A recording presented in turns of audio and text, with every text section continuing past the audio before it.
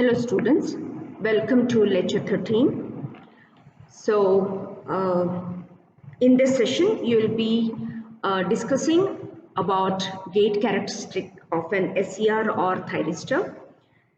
So gate characteristic means as we had discussed in the previous sessions, we are aware that the SCR is mainly controlled by the gate terminal, right? So mainly to turn on the SCR, the control signal is given to gate terminal, that is gate voltage or gate current is the one which will be triggering the SCR into conduction mode, right? So gate characteristics in fact will give us the specifications of what should be the level of voltage or the current that will be coming at the gate terminal, and what will be the minimum or the maximum current that will be acceptable at the gate terminal. So all these specifications, in fact the design specifications pertaining to this gate characteristics will be provided by the manufacturer. So we will first understand what its characteristics are, all right? So in order to do that, we will consider this simple circuit. So you have this SCR, a 4-layer semiconductor device, PNPN, okay? To anode and cathode, you can imagine you have put that in a forward blocking mode, okay? You understand what it means now. So when you are subjected the terminals anode and cathode to forward blocking mode, okay, then if you give any control signal at this gate terminal, here is the gate terminal, okay, using this gate driving circuit, then you can make the SCR turn on. Yes, so you're aware of all these points from the previous sessions. See, observe here, we have these anode and cathode terminals. So the junction J1, J2 and J3. This is the junction J1, J2 and J3. Okay. Now, if I am applying some voltage to this gate terminal, all right. So there will be some current flowing through this gate terminal, right? So now if you observe the typical terminals gate and cathode only. So just for a sake, now you forget about anode terminal.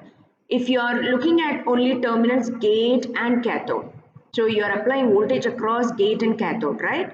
So if you look at this, then you see that it is this device is simply resembling a PN junction, right?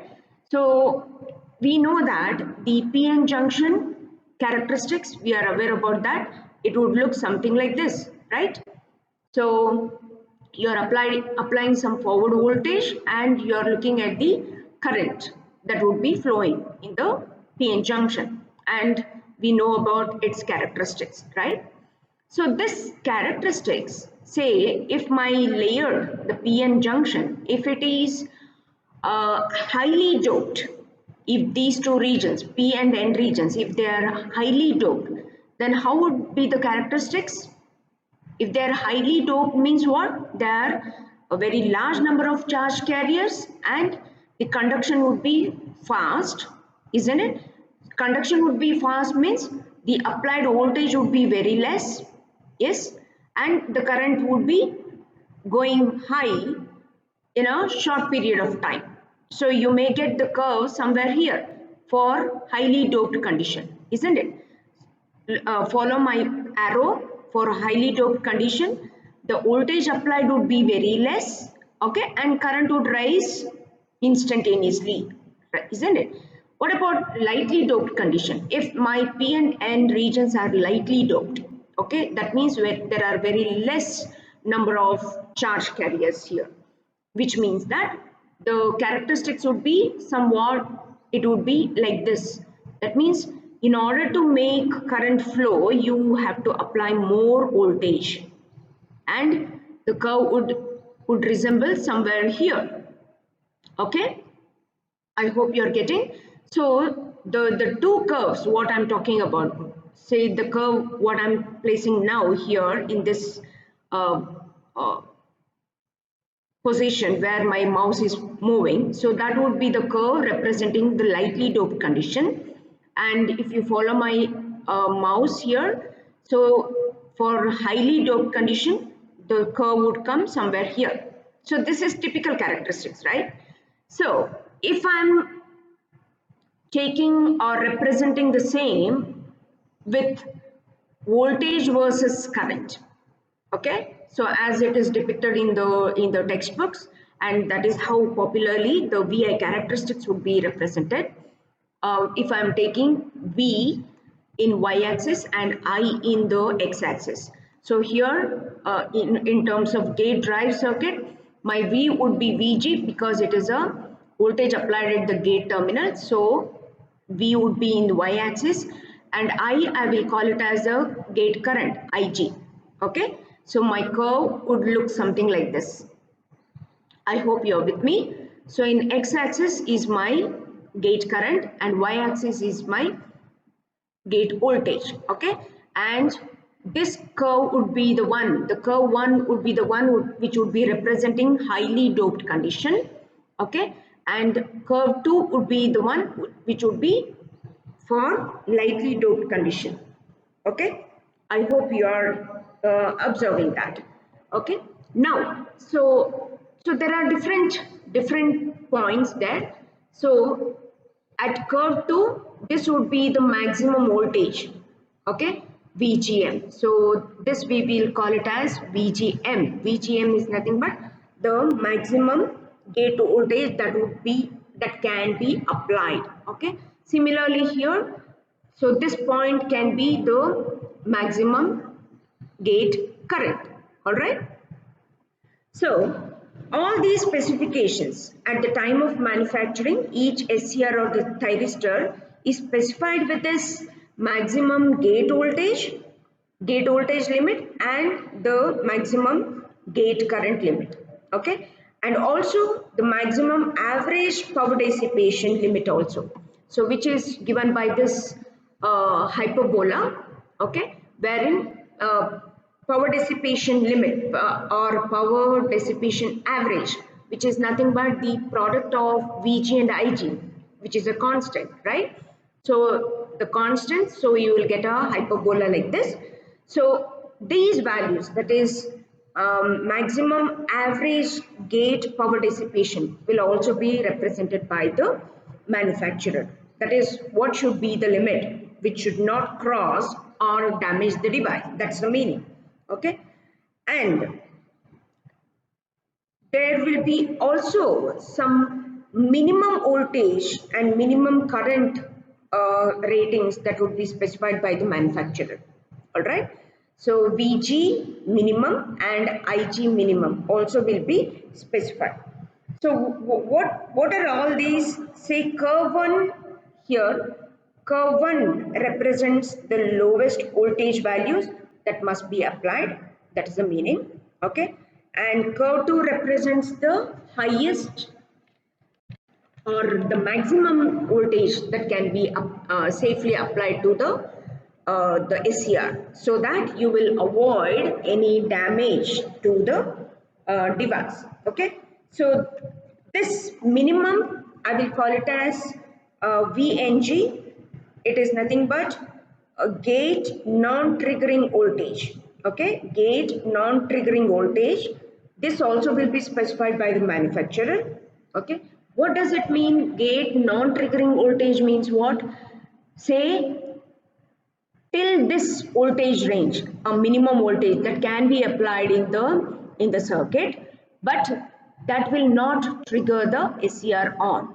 Okay, this is gate non-triggering voltage. That means sometimes in the circuits there will be some noise, there will be some unwanted signals, there will be some spikes. Okay, so even that, if those noise or the unwanted signals, if they are falling within this range, then it is acceptable, so that it will not trigger the SCR. Okay, so the care should be taken looking at the SCR, what SCR you have taken, looking at its specifications mentioned by the manufacturer, then your circuit should be designed in such a way. So even if you have a noise or any unwanted signal, with some minimum voltage, that will not turn on the device. That's the meaning. Okay, so all these specifications, if we uh, look at, it is nothing but with respect to gate terminal, right? So that's why we call it as gate characteristics. So what do you understand now? This region, the region what I'm showing now, following my mouse. So this would be the region which would be a safe region for the SCR to be used in any application, right? So the voltage what you apply should be more than this, okay, starting from this minimum voltage, and the voltage should not cross this range, right? And the current, the gate current also should be within this value. So then we say that the SCR what we are using, it is in the safe region. So in order, if you recall the diode PN junction characteristics what we had learned in second sem, okay, there again whenever you are using any device, you will look for a safe operating point, right? So how do you get the operating point, safe operating point from these characteristics? You will always draw a load line. Remember, you have to draw the load line. So wherever the load line crosses these characteristics, then we say that that point will be the point that is the safest point where you can use your device, right? So in order to draw the load line, say we will consider this circuit, the gate drive circuit. You have the gate source, which we'll call it as ES. You have a series resistance that is connected to the gate terminal, which we call it as RS, okay, and you have applied voltage across gate and cathode, which we call it as VG, and there is a current flowing at the gate terminal, which we call it as IG, okay. So from this, if you apply Kirchhoff voltage law, okay, we will get a equation ES is equal to VG plus IG into RS, right? So to get the characteristic, that is to get the two coordinates that we have to plot in this graph, we have to use this equation I said, okay. You have X parameter and Y parameter in the equation, right? That is X coordinates and Y coordinates. Which is your Y coordinate? That is VG, and X coordinate is your IG, right? So to get the two coordinates on these to draw the load line, you have to get two coordinates. So what you will do, you will make the coordinates, uh, the parameters equal to 0, equated to 0, and find the other, isn't it? That's the way. So how do we do? Say if you make Y parameter equated to 0, then you will find the X parameter, okay. Equate the X parameter to 0, equate it to 0, and find the Y coordinate, okay. So doing so, if I make Y, that is VG is equal to 0, if I take VG is equal to 0, then according to this equation I get IG is equal to ES by RS. So I'll call it as D, okay. So this is my coordinate what I'll get on the x-axis, isn't it? Because obviously VG is 0 means you will get the point on the x-axis, right? So when I make IG is equal to 0, okay, where will my point fall? The coordinate will fall on the y-x axis, right? Obviously IG is 0, that means the coordinate will be on the x-axis. So what would be the value in this equation? If IG is equal to 0, VG will be equal to ES. So that I will call it as point A, okay. So when I plot it, or coordinates A and D, I have pointed it on the x-axis and the y-axis. See, my D is here, which is my IG point, which is the value equal to ES by RS, and my VG is equal to ES somewhere here, okay. Obviously the apply source will be always greater than the voltage VG, right? So it will be somewhere here. So my points A and D are located here on the coordinates. I've got the load line. So when I draw the load line, if you observe, it is cutting the curve 1 and 2 at S1 and S2, isn't it? So any point in between S1 and S2 would be the safe operating point. I hope you are understanding. Okay. So now say according to the particular device SCR what I'm using, if its characteristics, if its gate characteristics fall somewhere here, okay, I have a SCR and its gate characteristics curve, it is showing like this. So it is cutting the load line at this point. Okay, so that would be the safe operating point. So which means that the voltage applied to the SCR, okay, the particular SCR what I'm talking about, its voltage should be of this value and with the current would be of particular value here. That's a meaning. That's a meaning. All right. So that is nothing but the gate characteristics. All right. Let us pause now and solve this. You have a circuit here. A 220 ohm resistor is connected in series with the gate of an SCR as shown in figure. Okay, 220 ohms. The gate current required to fire the SCR is 7 milliamps. The gate current. All right. So what is the input voltage V in is the question. Okay. Just think, if you recall the expression, what would be the minimum, what is the input voltage V in is the question. So how do you write? Can you just pause and think? What should be the expression?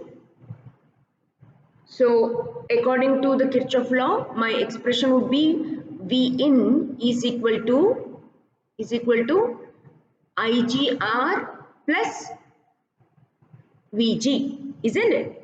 Okay.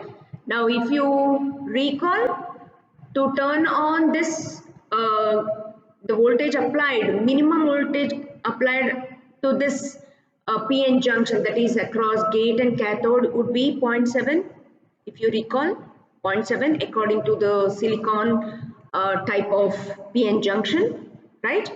So substituting that, all right, so you will have V in, so VGK, that is the voltage applied across gate and cathode, if you take it as 0.7, minimum 0.7, so IG is given there already, 7 milliamps, and your resistance value is given, so your applied input voltage should be 2.24 volts, all right?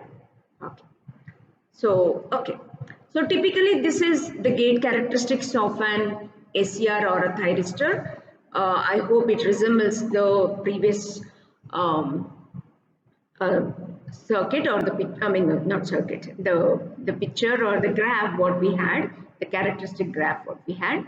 So as I mentioned, the manufacturer will specify all these ranges, that is the maximum gate voltage, okay, that can be applied, all right, the maximum current, gate current that can be applied to the gate terminal, the minimum gate voltage and the minimum gate current, and minimum gate non-triggering voltage will also be specified. So this is the range, that is OA range, OAG range is the voltage and the current here. So wherein the any unwanted signal or the noise signals voltage ranges can fall, okay, which will not trigger the SCR, okay. So whenever we are using the SCR, we have to look at the gate characteristics. So we have to see what should be the minimum gate voltage that can be applied. So only after this, the SCR would be turning on or triggering. I hope you are understanding now. So this should be the maximum gate voltage that can be applied. So if you observe the gate characteristics, you have three regions of importance. First is your OA region, so as I mentioned. So this is the region which sets limit on the maximum false signals that can be tolerated in the gate firing circuit. Okay, the meaning of that is, which is nothing but any unwanted signal or the noise signal should be below that VNG range or in this range, VA range. Okay. Second region is nothing but the OL and OV, or the minimum gate voltage and the gate current. So here it is not OL, it is OB and OG. Okay, so minimum gate voltage and minimum gate current. And the third is your the maximum range, that is OC, okay, and OF here, the maximum voltage range and the current range. So if you observe the safe region where you can use your from the figure, it is clear that the safety operating area of the SCR is B, C, D, E, F, G, H and B, closing it. Okay, so this area where any values, the voltage and the current values, if it is falling within this area, then it is the safety operating area of the SCR. All right. So generally, as I mentioned, the manufacturer will provide all these specifications, and looking at the specifications, if the curve it is falling within this typical characteristic, that is S1 and S2. Say I am using one particular SCR with the curve 3 and its curve is cutting the load line at S. So this is the safest operating point of the particular SCR what I am talking about. All right. So the gradient of the load line will give the required gate source resistance value as well. Okay. So if you observe that the gradient AD, okay, it will give you the value of the resistance, which is nothing but OA by OD.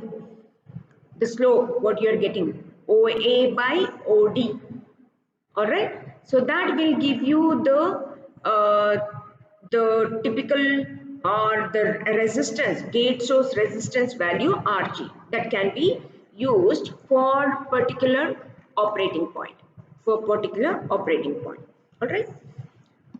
Okay. Now the SCR has a breakover voltage of 400 volts, a trigger current of 10 milliamps and a holding current of 10 milliamps, right? What do you infer from it? Think about it. What do you infer from it? And what will happen if gate current is made 15 milliamps? Pause a little bit and understand. The question is, there is an SCR, okay? Its breakover voltage is given as 400 volts, okay? The triggering current is 10 milliamps. The holding current is 10 milliamps. What do you understand with these?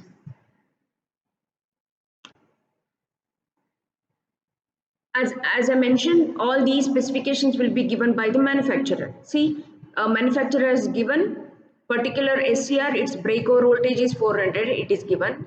The trigger current is specified and its holding current is also specified. What do you understand with this? Okay, let me give the answer. So the breakover voltage is 400 volts means what? Any voltage, that the supply voltage, what you are applying, the supply voltage with the gate open, okay? If the supply voltage is less than this breakover voltage, then SCR will not conduct, isn't it? It remains open. That's the meaning, okay? So when the gate is open, when you have not applied any gate voltage, okay, and if the supply voltage is equal to this 400 volts, then what happens? SCR will close or it will start conducting. Remember, breakover voltage, okay? So breakover voltage is the voltage at which the SCR will shift to from forward blocking mode to conduction mode. Okay, that means conduction mode means what? It is conducting, current is flowing there. All right, that's the meaning. So I'll repeat, if the supply voltage is less than 400 volts, SCR will remain open, that means it does not conduct. If the applied voltage or the supply voltage is equal to 400 volts, then SCR will turn on, that's the meaning, or it is closed. So if you have to use these terminologies because most of the times SCR will be used in the application of switching as a switching or as a switch. Okay. Okay. Observe this. Trigger current is of 10 milliamps. What do you understand? Trigger current is 10 milliamps means what? Trigger current means what? The current what you are applying at the gate terminal, isn't it? So the gate current given is 10 milliamps. That means the gate terminal current what you are applying is, if it is 10 milliamps, okay, and if the supply voltage is less than 400 volts, then again the SCR will turn on. Remember the characteristics. Even though if the apply voltage, even though if it is less than this breakover voltage, but you can make this SCR turn on. How? By giving some control signal at the gate terminal, isn't it? So if my gate current is 10 milliamps as specified by the manufacturer, that means this is the minimum gate current required to turn on the SCR. That's the meaning. So if my gate current is 10 milliamps, then immediately the SCR will conduct. That's the meaning. I hope it is understood. Then next, holding current value is also given 10 milliamps. What does it mean? Now you have already triggered the SCR is in conduction. Okay. Now if my gate current, if it is below this 10 milliamps, that means if my the anode current, the SCR current, anode current, if it falls below this 10 milliamps, that anode current, if it goes below this 10 milliamps, then the SCR will turn off. Remember, what is the definition of the holding current? Holding current is nothing but the maximum current of the anode current at which the SCR will remain in conduction mode, or in other words, if the anode current falls below the holding current, then the SCR will turn off. Remember, that's the meaning. So if the anode current in the circuit, if it is made to decrease, how do you do that? By withdrawing the voltage applied to the gate terminal. Okay, or if you are using a circuitry where you are reducing the voltage applied at the gate terminal, then obviously the gate current will decrease and obviously the anode current also will start decreasing. So if this anode current, if it is below this 10 milliamps, then SCR will turn off. Otherwise, SCR will remain in the conduction mode. Okay, you have to understand all these terminologies. Okay. Now the third point is, if gate current is increased to 15, initially it was 10 milliamps. If it is increased to 15 milliamps, what happens? Recall the characteristics again. If my gate current is increased to 15 milliamps, that means what? You are turning on the SCR earlier with still lower supply voltage.